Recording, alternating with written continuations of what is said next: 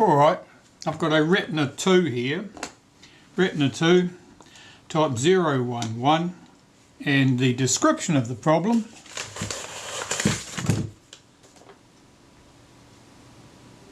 is that the gear train is frozen and blocking the shutter cycle.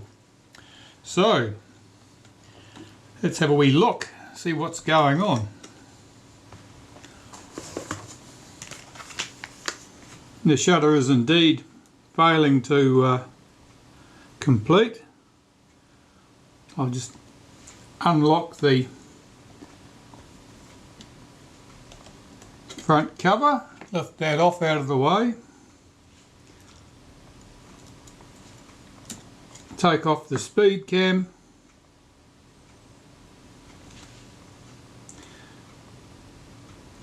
now this shutter was not originally flash synced. Someone has synced this one. The contact looks a little bit dodgy there. I will certainly have to investigate that. So as to the speed train, it certainly appears to be jammed. Alright, let's remove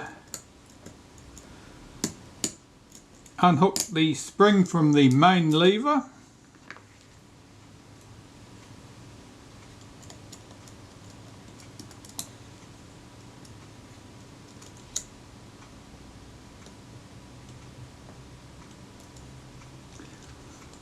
See if we can figure out what's going on.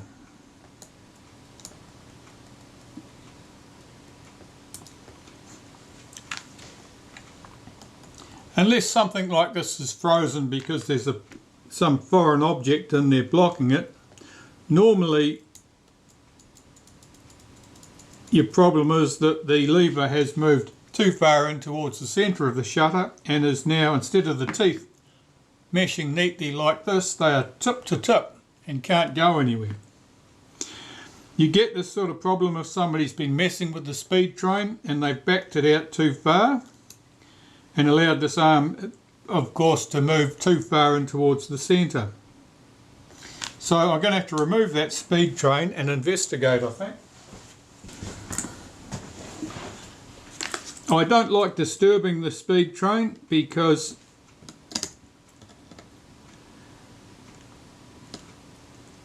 it's a bugger to get the speeds adjusted correctly afterwards. Those screws are not very good. They don't look very good. Have obviously been abused a bit.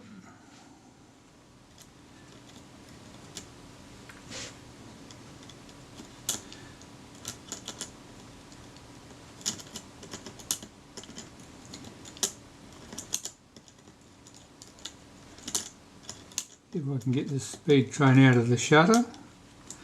What are we catching on? We're catching on that lever. Okay, there's our speed train. While that's out, does the shutter otherwise work? Yes, the blades open and close. To investigate that flash sync mechanism.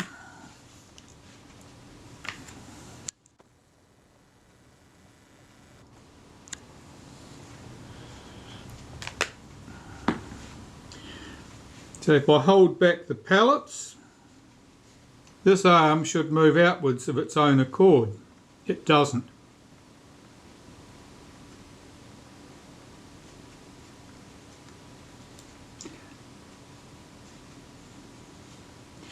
It is jammed. It should, even if it was unable to move inwards, it should have been able to move outwards.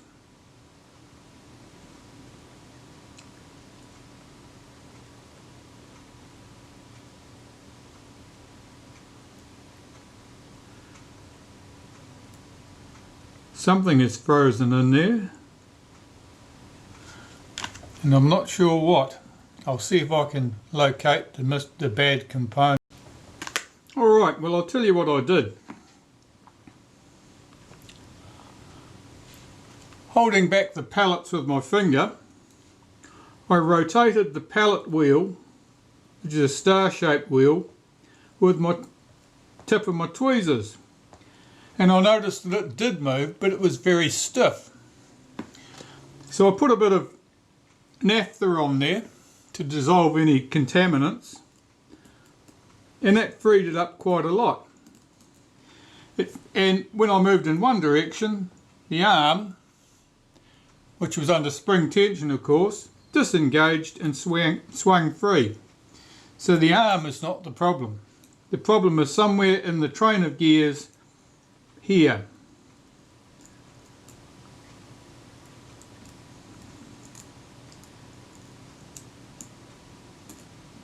And it's very, very stiff. I suspect that something has glued it together, like a drop of lacquer perhaps, or something of that nature. I'm going to treat that with some solvents and see if I can free that up. Alright, well, inspecting the mechanism through a loop, I decided that corrosion was the chief problem. That corrosion was visible on the gear down here at the pallet wheel, and using some solvent and working things backwards and forwards, it soon freed up.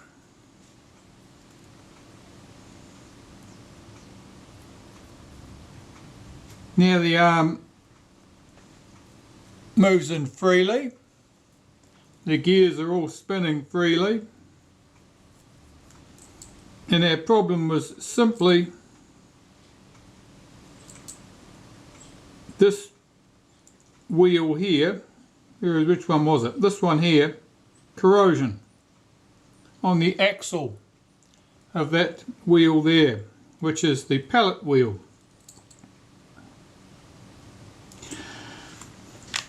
So this I will treat to an extended blast in the ultrasonic cleaner, which should shake out any pieces of corrosion and other rubbish.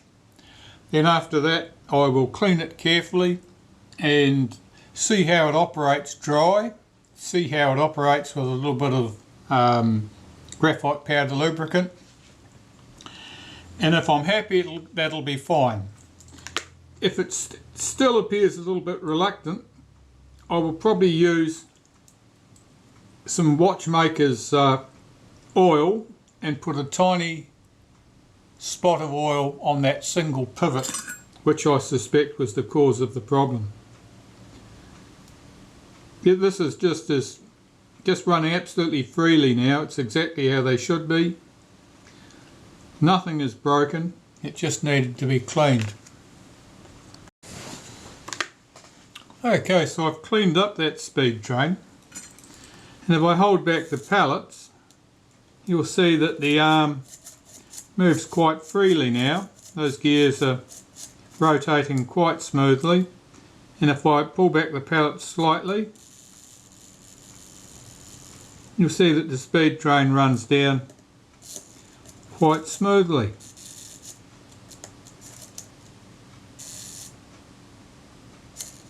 Or at least it was a minute ago.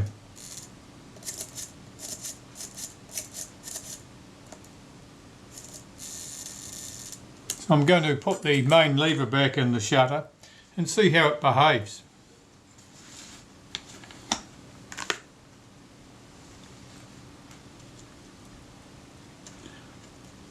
I don't know if I've got the speed train in the correct position because, as I say, getting the position right, the adjustment right, is very, very awkward.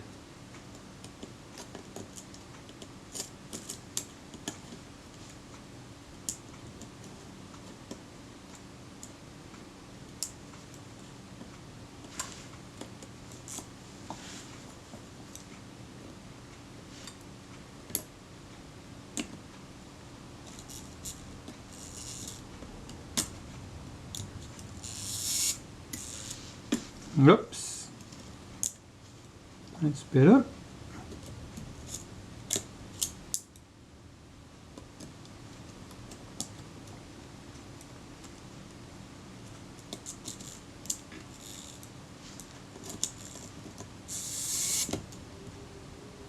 Right,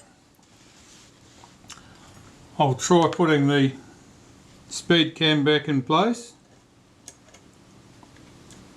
Oh, I noticed that the B lever there is a funny shape, which leads me to believe there will be other problems with this shutter.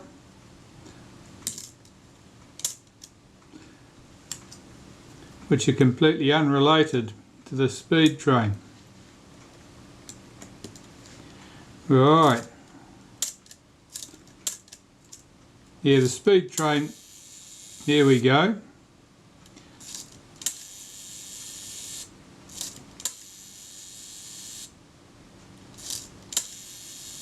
The shutter won't complete its stroke, but I notice that there's a big problem with the position of the B lever there, and there's probably some other reason. The speed train is certainly running out okay. May need to adjust the position of it slightly, that may make a difference.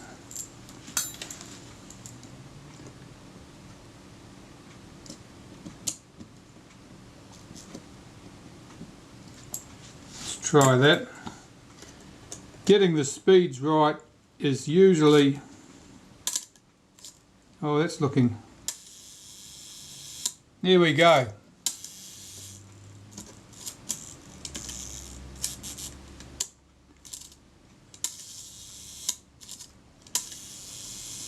That's at the 1 second setting. In the 10th of a second setting, if that's it there, it certainly sounds a bit slow. The 25th of a second certainly sounds a bit slow. Basically, that's a working shutter. I'd have to spend another 10 minutes or 15 minutes trying to get the position of my retard gear train correct. But basically it works. I will have to visit the shape of the B lever up here, because I can see that physically it's not the right shape and it doesn't work. So the shutter's not holding closed, holding open on B.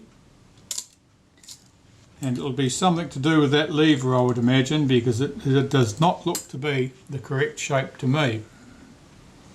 Anyway, the whole shutter's got to be stripped down, as is the rest of the camera, because the focus is dry and very stiff feeling, and almost certainly I wouldn't be at all surprised if the focus scale ring hasn't come adrift of the outer helical. Well, I'd finally got to the end of my Retina II repair. The deal with the shutter, yeah, it took a bit of work to get that shutter to go. The problem was with the retard gear train. As I previously mentioned, it appeared that there was some corrosion on the shaft of one of the wheels, the pallet wheel in fact, and it just wouldn't run freely. It was pretty awful. I cleaned that up. I cleaned it completely out with solvent, ran it in the ultrasonic cleaner. I was quite happy it was running quite freely. I decided that since there was obviously had been some corrosion on that pin, and even though it ran freely now, it would be useful to put some watchmaker's oil on that pivot, the pivot of that wheel. Well, as it turns out, that was not a helpful thing to do. And the reason it wasn't a helpful thing to do is that there was too much drag on it. The oil was effectively too sticky, so that the pallet wheel couldn't revolve freely, certainly not quickly enough. So there was no way I could get my speeds to be correct. So a bit more work was required, and I had to pull the speed train back out, flush it completely with solvent to remove all my helpful lubrication, lubricate it with a bit of graphite powder, put it back in, and after a bit of toing and froing with the adjustments, I got it to the stage where the speeds are good and smooth and accurate, which is the main thing. I've left it over the weekend and it's still good. So that sort of tells me that basically the fix is permanent, it's not some passing phase, and I was able to get on with the rest of my servicing of the camera while all this was going on. It was an interesting one, this one. The lenses, both the front and the rear group, were extremely hazy looking. And in both cases I had to open them up and take them apart as far as I was able and clean them. And the haze was internal, it was on internal surfaces. It was, I don't know what the source of that haze was, but most likely it was oil haze, possibly from lubricants in the shutter. Alternatively, it was some haze left over after the lens had been cleaned and perhaps had been allowed to get too wet so that solvent had run down inside. But it was fairly even haze, but it was very pronounced. This lens, of course, is uncoated. It's and so it would be best used with a hood. You might notice that the surround here, the name ring on that lens, is shiny. Well, originally, of course, that would have been painted black. Now, it's lost its paint, and I would strongly suspect that the reason it lost its paint was that somebody was cleaning there with solvent and they've effectively removed the paint. I'm not going to try and repaint that front ring. I'll leave that as it is. It's not going to cause any problem.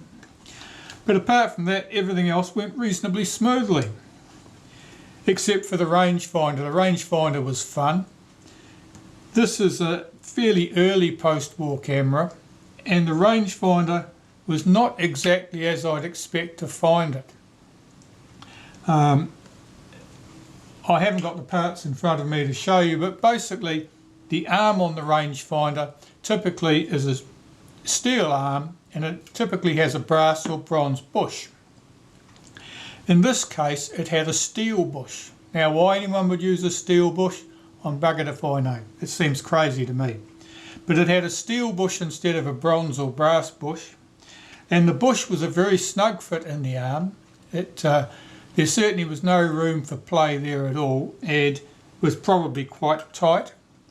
But the other unusual factor was that there was no wavy washer to allow some controlled friction, if you like, of that arm, that screw and washer on the arm. So basically it was screwed down tight.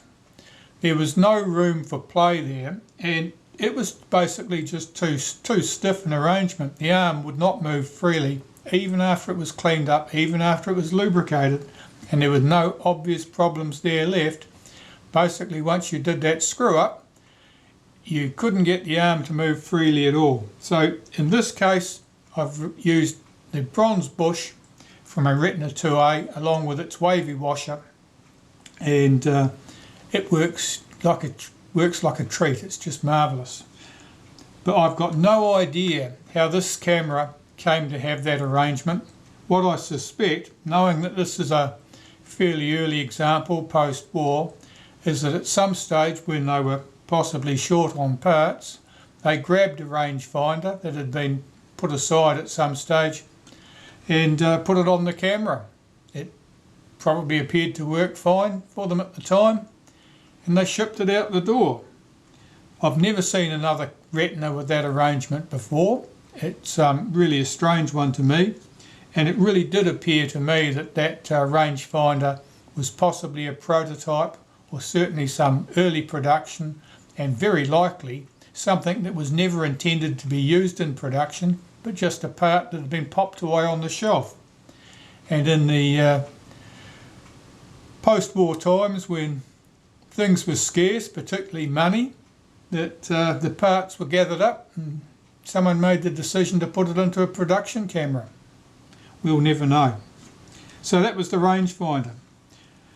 I didn't mention that this shutter's been flash synced, and the arrangement for that was a little bit, Mickey Mouse, I suppose, is the best you could say. It was a bit Mickey Mouse.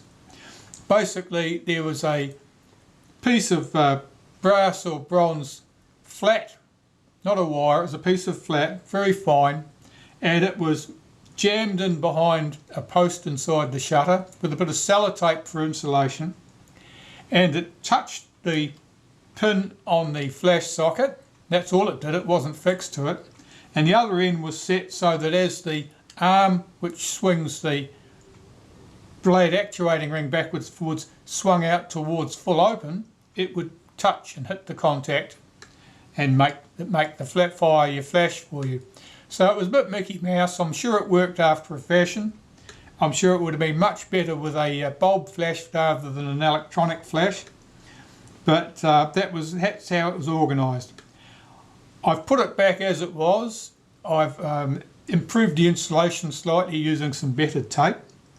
I've made sure that that is well stuck into place, and where it was joining the contact on the flash socket here, the PC terminal, I've soldered that end of it. So it means that that piece cannot drift out of alignment, and I've set it so that the contact is made pretty much at the point where the blades reach maximum open. Previously the blades were only partly open and the flash contacts were made. With a bulb flash that wouldn't have mattered much because you need some time for them to reach peak brilliance anyway. But with electronic flash, that's pretty much instant. When the right time to trigger the flash is when the blades are fully open, not before. So there we have it. It was an interesting little job. I'm glad to have it all done. I've just got to clean this up now, give the leather a bit of a polish, and that can go back to its owner.